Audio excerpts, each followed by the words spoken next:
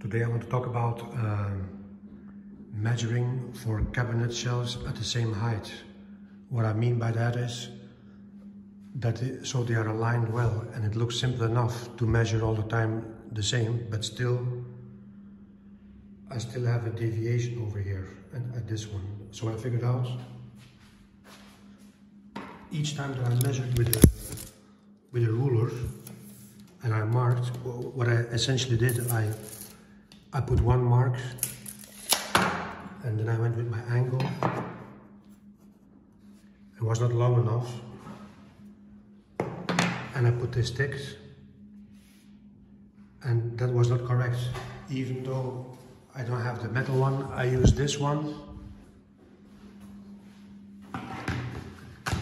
and still there was like a 2 mm deviation. So what I did now, I took my measurement ones on the stick right here and now I just marked them, and now for sure they are all exactly the same length on all my panels.